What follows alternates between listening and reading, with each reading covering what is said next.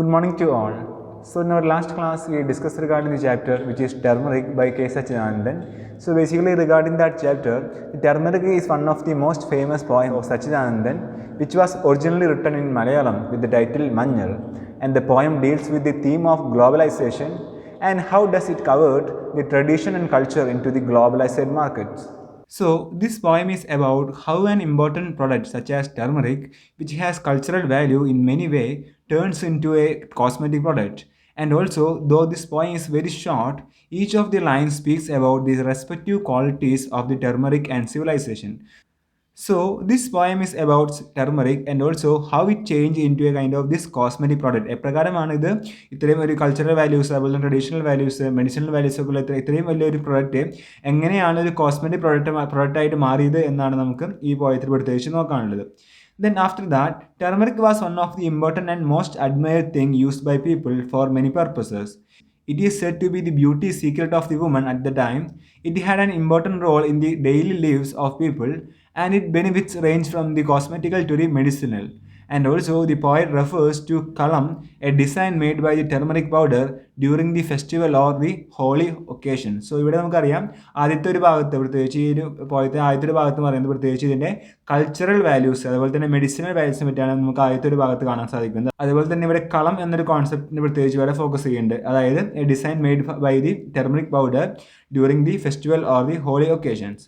Then after that, ancestors used turmeric as a medicine, especially an antiseptic. അതായത് ഇതൊരു medicinal വാല്യൂസും കൂടിയുള്ള ഒരു സംഭവമാണ് ഈ ടെർമറിക് എന്ന് പറയുന്നത്. Then it was even used against the poison or venom of the snakes and insects. Then turmeric also has an important place in kitchen since it is an important ingredient in the food of Indians. And also the turmeric is used to smear on the bride's face at the time of marriage, and it is smeared on the body of newborn babies also. It shows that the turmeric has the cultural and also the medicinal values. So ഇവിടെ നമുക്ക് നോക്കാൻ സാധിക്കുന്നത് ഇവിടെ പ്രത്യേകിച്ച് cultural values അതുപോലെ തന്നെ traditional values and also the medicinal values of turmeric, ഈ മൂന്ന് കാര്യങ്ങളാണ് ഇവിടെ നമുക്ക് ഫോക്കസ് ചെയ്യാനുള്ളത്. Then after that, in the last couplet of the poem Turmeric, the poet reveals how its values are simply reduced as a cosmetic product sold in tubes and bottles in supermarkets.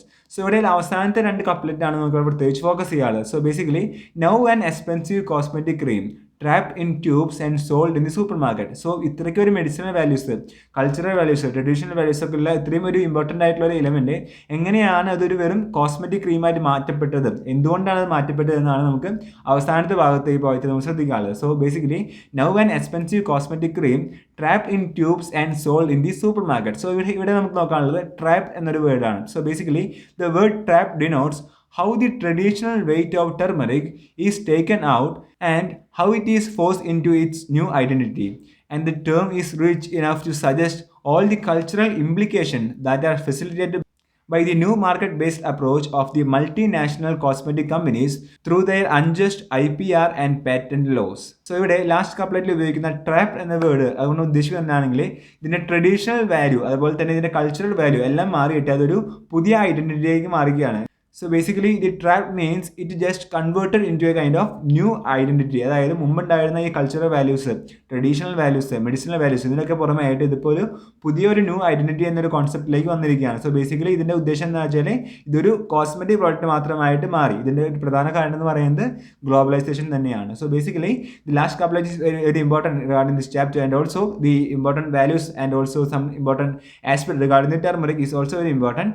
So in the last couplet of this poem the poet reveals how its values are simply reduced as a cosmetic product sold in tubes and bottles in the supermarkets. എപ്രകാരമാണ് ഇതൊരു വെറും ഒരു cosmetic പ്രോഡക്റ്റായി മാറിയിട്ട്, എപ്രകാരമാണ് ഇത് ഇത്രയും ഒരു cosmetic product മാത്രമായിട്ട് മാറിയിട്ട് അല്ലെങ്കിൽ അതിനൊരു വാല്യൂ ഇല്ലാതെ പോയിട്ട്, പ്രത്യേകിച്ച് അതിപ്പോൾ ഒരു സൂപ്പർ മാർക്കറ്റിൽ മാത്രമായിട്ട് ഒതുങ്ങി കൂടുന്ന ഒരു അവസ്ഥയിലേക്ക് മാറിപ്പോയത്, എങ്ങനെയാണ് അത് നടന്നത് എന്നാണ് ഇവിടെ പ്രത്യേകിച്ച് ഈ പോയത്തിൽ പറയുന്നത്. സോ ബേസിക്കലി ഇതിൻ്റെ ഉദ്ദേശം എന്ന് പറയുന്നത് എങ്ങനെയാണ് ഗ്ലോബലൈസേഷൻ നമ്മുടെ കൾച്ചറൽ വാല്യൂസിനൊക്കെ മാറ്റപ്പെടുത്തിയത്, എങ്ങനെയാണ് അത് മൊത്തത്തിലായിട്ടൊരു ചേഞ്ച് വരുത്തിയത് എന്നാണ് നമുക്ക് പ്രത്യേകിച്ച് ഇവിടെ ഈ പോയത്തിലൂടെ നമുക്ക് ഫോക്കസ് ചെയ്യാനുള്ളത്. Then one of the adverse effect of globalization is the distortion of culture, cultural values, tradition and traditional materials.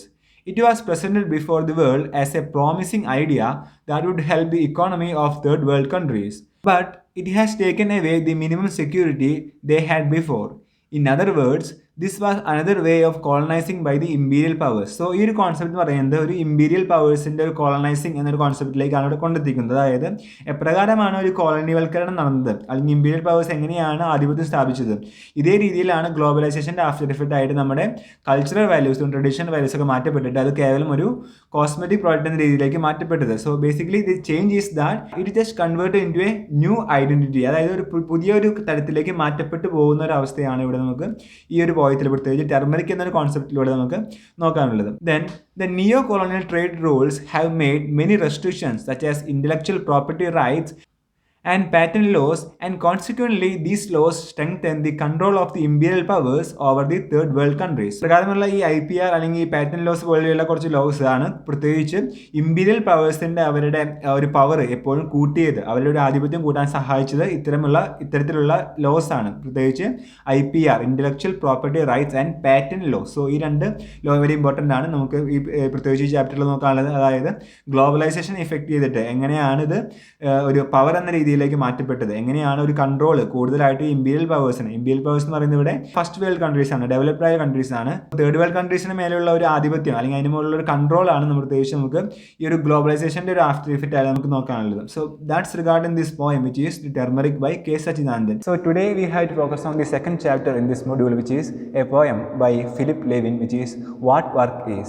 So today we have to focus on the author's details and also the introduction for this poem. So the poem, which is What Work Is by Philip Levin, is mostly autobiographical in nature, which reflects the miseries he had undergone while he worked in the factories. അതായത് ഈ ഒരു poem എന്ന് പറയുന്നത് ഒരു autobiographical ആയിട്ടുള്ള ടച്ചുള്ള ഒരു പോയമാണ്. ഇതിൽ പ്രത്യേകിച്ച് ഇതിലെ ഒരു കണ്ടന്റ് എന്ന് പറയുന്നത് the miseries he had undergone while he work in the factories. അതായത് ഈ ഓദർ പ്രത്യേകിച്ച് ഒരു ഫാക്ടറിയിൽ വർക്ക് ചെയ്യുമ്പോൾ അവർക്ക് അനുഭവിച്ച ഈ മിസറീസ്, അതുപോലെ തന്നെ അവർക്ക് അനുഭവിച്ച കുറേ പ്രശ്നങ്ങളെ പറ്റിയാണ് നമുക്ക് ഈ പോയത്തിൽ പ്രത്യേകിച്ച് നോക്കാനുള്ളത്. So this poem reflects the miseries he had undergone while he work in the factories. So basically this poem, which is the What Work is mostly a autobiographical poem by Philip Levin. Now we had to focus on the author's details first. So Philip Levin was one of the leading poets of his age. He was born on 10th January 1928 as the son of Russian Jewish immigrants. He was born and brought up in the industrial background where he began to working in the factories at the very young age. He underwent Great Depression, and during 1930s, he was fascinated by the events of Spanish Civil War. Then he admired not only the people who struggled for freedom, but also the poor folks struggled against the poverty to make both ends meet.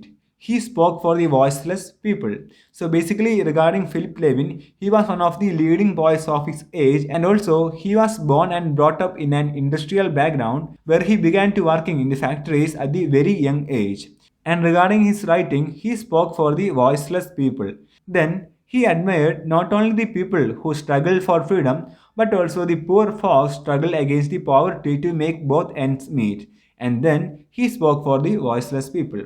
So these are some important details regarding the Philip Levin. Now we had to focus on some important works by Philip Levin. So his first anthology of poetry was the On the Edge in 1963, and it was followed by Not This Pig in 1968, They Feed Their Land in 1972, What Work Is in 1991, The Mercy in 2004, and News of the World in 2009. So his first anthology of poetry was On the Edge in 1963, and also regarding this poem which was published in 1991. So these are some important works by Philip Levin. Then most importantly, he was honored with the Pulitzer Prize in 1995 for the work The Simple Truth. So this is very important regarding this author, in which he won the Pulitzer Prize in 1995 for the work which is the Simple Truth. Then most of his poems were autobiographical in nature, focusing on the distorted childhood and the many tedious jobs that he has forced to do. So this is regarding some important details regarding the author. Now we had to focus on the textbook point of view. So in the textbook page number 39 onwards we have this poem. So basically we had to focus on the author's details first. So about the author. Philip Levin was born on 10th January 1928 as the second son of Harry Levin and Esther Priskulnik, both of whom were Russian Jewish immigrants without much money. He was brought up in industrial Detroit, where he began working in the night auto factories at the age of 14. After having completed his schooling from Detroit Central High School, he earned his BA from Wayne State University in 1950. His marriage with Patty Canterman in 1951 ended in 1953. Levin began attending writing workshops in the University of Iowa in 1953 along with Robert Lowell and George Berryman. He married Frances Hartley, an actress, in 1954. After receiving MFA from the University of Iowa and a Jones Fellowship at Stanford University, he worked as a teacher in California State University and at Columbia, Princeton, and New York universities. After his retirement from job in 1992, he spent the last years of his life in Fresno and Brooklyn and was appointed as the Poet Laureate of America from 2011 to 12, and he died of pancreatic cancer on 14th February 2015. So this is regarding some important details regarding the biography of Philip Levin. So basically, he was brought up in industrial Detroit and where he began working in the night auto factories at the age of 14. So അത്രയും ഒരു ചെറിയ age മുതൽ തന്നെ ഇവിടെ ഈ ഒരു Philip Levin എന്നൊരു author പ്രത്യേകിച്ച് വർക്ക് ചെയ്ത് തുടങ്ങിയിരുന്നു. അതേപോലെ തന്നെ he earned his BA from Wayne State University in 1950 and then after that, after receiving the MFA from the University of Iowa and a Jones Fellowship at Stanford University, he worked as a teacher in California State University and at Columbia, Princeton and New York universities. So ഇത്തരം യൂണിവേഴ്സിറ്റിയിലൊക്കെ ഇവിടെ Philip Levin work ചെയ്തിട്ടുണ്ട്.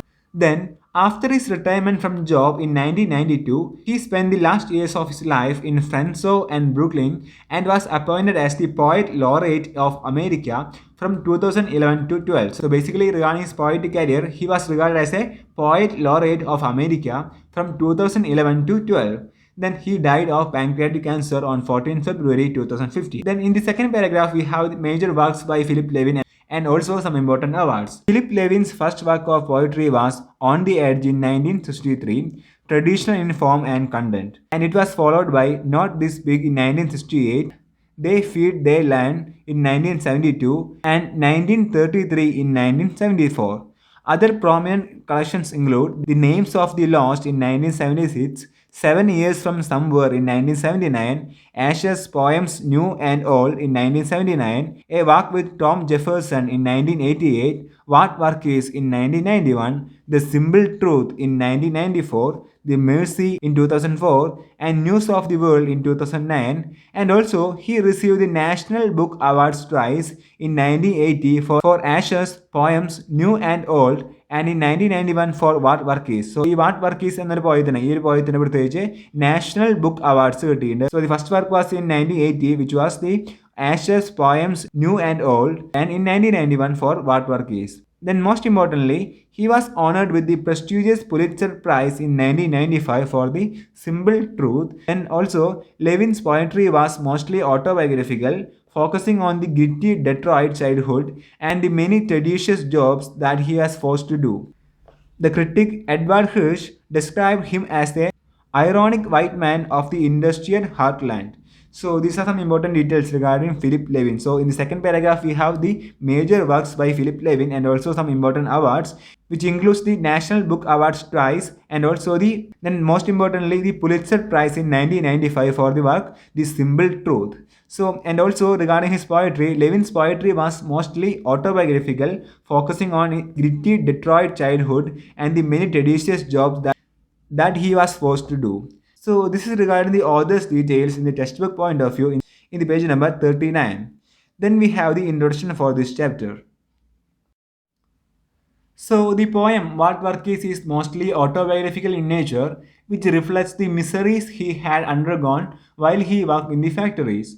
Philip Levin addresses the terrible conditions of the workers and shows how this industrialized world represses the manual labor. Then the famous critic Herbert Leibowitz commented on Levin's poetry as Levin had returned again and again in his poems to the lives of the factory workers trapped by the poverty and the drudgery of the assembly line, which breaks the body and scares the spirit.